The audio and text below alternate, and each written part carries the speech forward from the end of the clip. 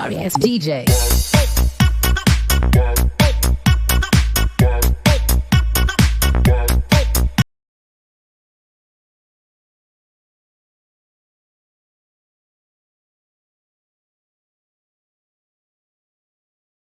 Warahmatullahi wabarakatuh. Saya Naidi Saada, NIM 2011101070008. Di sini saya akan menjelaskan tentang pengembangan komponen-komponen kurikulum. Sebenarnya terdapat 7 poin. Tapi di sini saya akan menjelaskan poin yang pertama, yaitu pengembangan pola pendidikan. Apa yang dimaksud dengan pendidikan karakter? Pendidikan karakter adalah suatu sistem penanaman nilai-nilai karakter kepada warga sekolah yang meliputi komponen pengetahuan, kesadaran, atau kemampuan dan tindakan untuk melaksanakan nilai-nilai tersebut, baik terhadap Tuhan Yang Maha Esa, diri sendiri, sesama, maupun lingkungan, maupun kebangsaan, sehingga menjadi manusia yang berguna. Dalam pendidikan karakter di sekolah, semua komponen atau yang disebut dengan stakeholders harus dilibatkan, termasuk komponen pendidikan itu sendiri, yaitu isi kurikulum, proses pembelajaran dan penilaian, kualitas hubungan, penanganan atau mata pelajaran, pengolahan sekolah, pelaksanaan aktivitas atau kegiatan ekstrakurikuler, pemberdayaan sarana prasarana, pembiayaan dan etos kerja seluruh warga dan lingkungan sekolah. Menurut Agus Wibowo pada tahun 2012, adapun pola pengembangan pendidikan yaitu meliputi pembelajaran. Dalam pembelajaran di sekolah, ketika menyajikan sebuah materi harus sesuai dengan kurikulum yang sudah ada.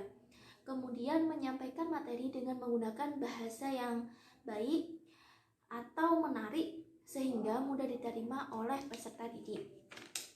Kemudian B, yaitu manajemen. Proses manajemen sekolah bertujuan untuk mencapai masa yang akan datang, yang merupakan suatu keadaan yang diharapkan lebih baik daripada keadaan sebelumnya. Untuk selanjutnya yaitu C, ekstrakurikuler. Seorang tenaga pendidik yang mengetahui potensi anak didiknya agar bisa mengikuti ekstrakurikuler sesuai dengan bakatnya, dengan cara siswa disuruh memilih beberapa kegiatan untuk mengembangkan bakatnya dan siswa diarahkan guru dalam bidang tersebut. Untuk poin selanjutnya yaitu akan dijelaskan oleh teman saya. Mohon maaf apabila ada salah kata. Assalamualaikum warahmatullahi wabarakatuh. Nama saya Devita Indri Febiani, NIM 2011010700019. Di sini saya akan melanjutkan materi dari teman saya sebelumnya, yaitu tentang pendekatan kurikulum.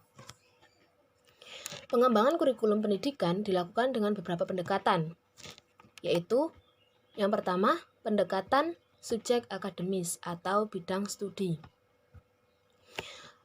Pendekatan ini lebih mengutamakan bahan dan proses dalam disiplin ilmu tertentu dengan menggunakan bidang studi atau mata pelajaran sebagai dasar organisasi kurikulum. Yang kedua, yaitu pendekatan humanistik. Pendekatan kurikulum ini berpusat pada siswa, study centered, dan mengutamakan pengembangan afektif atau sikap siswa sebagai prasyarat dan bagian yang tidak terpisahkan dari proses pembelajaran.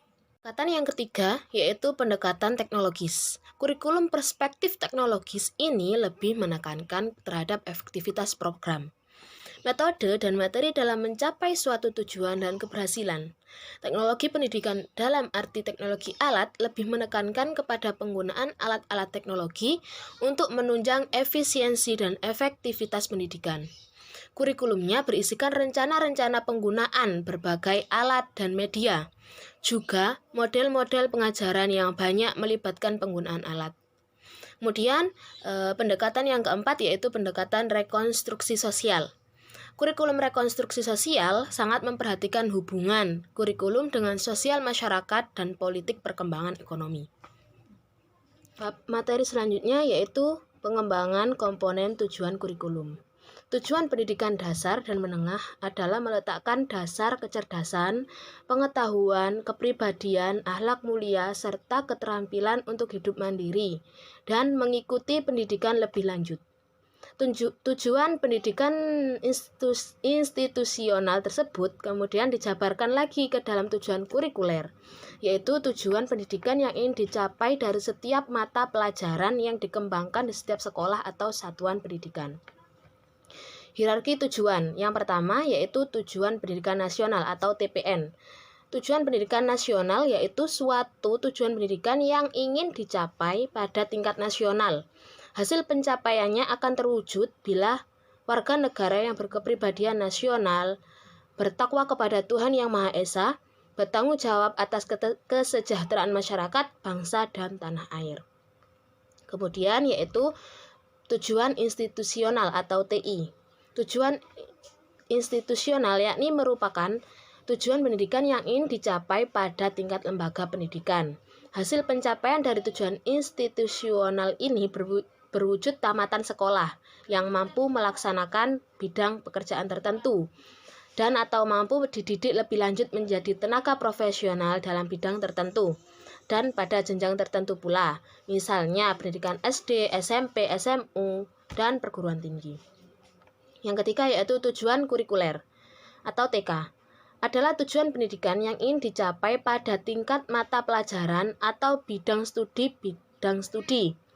Hasil pencapaiannya akan berwujud siswa yang menguasai disiplin mata pelajaran atau bidang studi yang dipelajarinya. Kemudian yang terakhir yaitu tujuan instruksional atau TI. Tujuan instruksional atau tujuan pengajaran yakni tujuan pendidikan yang ingin dicapai pada tingkat pengajaran. Hasil pencapaiannya berwujud siswa yang secara bertahap terbentuk wataknya, kemampuan berpikirnya, keterampilan, dan teknologinya. Sekian dari saya. Apabila ada kesalahan dan kurang lebihnya saya mohon maaf. Wassalamualaikum warahmatullahi wabarakatuh, dan materi selanjutnya akan disampaikan oleh teman saya. Baik, saya akan menjelaskan materi selanjutnya yaitu tentang pengembangan komponen belajar. Nah, sebelum kita ke komponen belajar, apa sih pembelajaran itu? Nah, pembelajaran sama artinya dengan kegiatan mengajar. Kegiatan mengajar yang dilakukan oleh seorang guru untuk menyampaikan pengetahuannya kepada siswanya. Pembelajaran merupakan satu sistem yang terdiri dari berbagai komponen yang saling berhubungan yang satu dengan yang lainnya. Komponen tersebut meliputi kurikulum, guru, siswa, materi, metode, media, dan yang terakhir yaitu evaluasi. Jadi dapat ditarik kesimpulan dari penjelasan tadi bahwa komponen belajar adalah kumpulan dari beberapa item yang saling berhubungan satu sama yang lainnya, yang merupakan hal penting dalam proses belajar mengajar. Nah, bagaimana dengan pengembangan komponen belajar? Pandangan mengenai konsep pembelajaran terus-menerus mengalami perubahan dan mengalami perkembangan sesuai dengan perkembangan iptek. Jadi, pengembangan komponen belajar ini sangat dipengaruhi oleh bagaimana terjadinya perkembangan iptek. Jika perkembangan iptek itu terjadi, maka dapat terjadi pula pengembangan komponen belajar. Materi selanjutnya yaitu tentang pengembangan komponen siswa. Siswa sebagai pihak yang berkepentingan di dalam proses belajar mengajar, sebab tujuan yang harus dicapai semata-mata untuk mengubah perilaku siswa itu sendiri.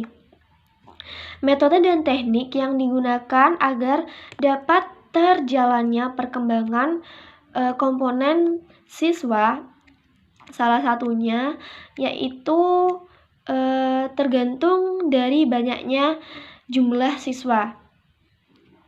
Metode dan teknik yang digunakan dalam proses belajar mengajar dengan jumlah siswa yang melebihi kapasitas atau jumlah puluhan siswa akan berbeda dengan teknik dan metode di dalam proses belajar mengajar dengan jumlah siswa yang jumlahnya hanya beberapa siswa saja. Dengan hal ini perlu dipertimbangkan bahwa siswa sebagai keseluruhan, dalam artian aspek kepribadiannya diperhatikan secara utuh.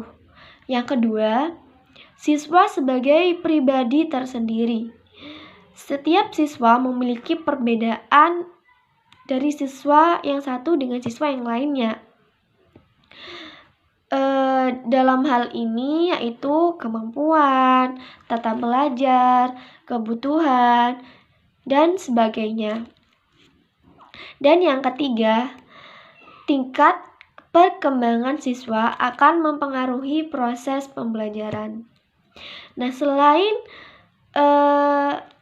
jumlah siswa yang dapat mempengaruhi perkembangan komponen siswa, ada salah satu yaitu fasilitas. Nah, contohnya, jika menggunakan metode demonstrasi dalam mengerjakan suatu keterampilan tertentu kepada siswa dengan menggunakan alat-alat pelajaran yang telah ditetapkan, akan tetapi alat-alat tersebut tidak ada. Nah, sudah tentu tidak dapat dilaksanakan sebagaimana seharusnya dan hasilnya tidak akan tercapai sesuai dengan harapan yang diinginkan. Seperti itu. Sekian, terima kasih, dan materi selanjutnya akan disampaikan oleh teman saya. Assalamualaikum warahmatullahi wabarakatuh. Saya Sulistiawati. Di sini saya akan menjelaskan tentang pengembangan komponen masyarakat dan pengembangan komponen organisasi berdasarkan materi kurikulum. Sesuai yang sudah saya rangkum dari beberapa referensi, di sini saya akan menjelaskan tentang konteks pengembangan masyarakat, yang mana di sini pengembang budaya memiliki 4 konteks. Yang pertama, melestarikan dan mengembangkan budaya lokal. Yang kedua, melestarikan dan menghargai budaya asli atau pribumi. Yang ketiga, multikulturalisme. Yang keempat, budaya partisipatori. Apa sih melestarikan dan menghargai budaya lokal itu? Di sini saya akan menjelaskan. Tradisi budaya lokal merupakan bagian penting dalam menanamkan rasa bermasyarakat. Tradisi ini meliputi sejarah lokal dan peninggalan berharga.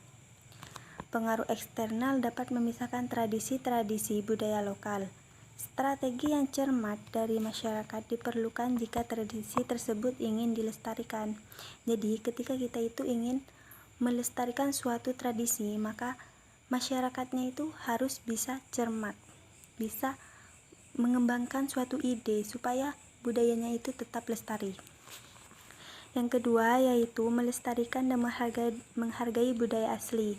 Melestarikan dan menghargai budaya orang-orang pribumi merupakan isu sentral pengembang masyarakat. Ada 2 hal yang mendasari. Yang pertama yaitu klaim orang pribumi atas lahan atau daerah dan struktur masyarakatnya. Yang kedua yaitu banyak kerugian yang diderita orang pribumi. Tak jarang terjadi pengembangan masyarakat merupakan arena penindasan, diskriminasi, kolonialisme, pemaksaan nilai-nilai barat, dan mengorbankan nilai-nilai pribumi. Karena menurut saya itu sumber daya alam yang ada di Indonesia itu cukup banyak, tetapi sumber daya manusianya itu masih kurang. Terus selanjutnya yaitu tentang masyarakat pribumi asli. Masyarakat pribumi asli ini di sini yaitu prakerja masyarakat harus menyadari bahwa masyarakat tersebut bukanlah miliknya, Yang selanjutnya multikulturalisme. Istilah ini lazim menunjukkan pada kelompok etnis yang berbeda tinggal di satu masyarakat tapi tetap mempertahankan budaya yang berbeda. Meskipun budayanya itu berbeda tetapi sama-sama saling mempertahankan budayanya masing-masing. Yang terakhir yaitu budaya partisipatif. Aspek terakhir pengembangan masyarakat adalah partisipasi. Aktivitas budaya merupakan fokus penting untuk identitas masyarakat, partisipasi, interaksi sosial, dan pengembangan masyarakat. Agar masyarakat sehat perlu mendorong partisipasi. Gak usah jauh-jauh ya, ketika kita akan melakukan suatu hal, kita tuh butuh yang namanya suatu dorongan. Dan dorongan itulah yang dinamakan sebuah partisipasi. Ada orang lain yang mendorong kita agar kita itu bisa melakukan hal itu. Selanjutnya, pengembangan lingkungan. Lingkungan merupakan komponen penting dari masyarakat, perlu dicakup secara terpadu terhadap pengembangan masyarakat. Selanjutnya, pengembangan personal dan spiritual. Dalam pengembangan masyarakat, penting untuk memperhatikan perkembangan personal dan perkembangan personal. Dan selanjutnya yaitu saya akan menjelaskan tentang pengembangan komponen organisasi. Organisasi kurikulum adalah pola dan susunan komponen kurikulum yang diorganisasi menjadi mata pelajaran, program, lesson, topik unik yang tujuannya untuk mempermudah. Pengembangan kurikulum organisasi materi kurikulum ada beberapa unsur. Yang pertama konsep, yang kedua generalisasi, yang ketiga keterampilan, dan yang terakhir nilai-nilai. Cukup sekian dari saya, kurang lebihnya saya mohon maaf. Terima kasih. Wassalamualaikum warahmatullahi wabarakatuh.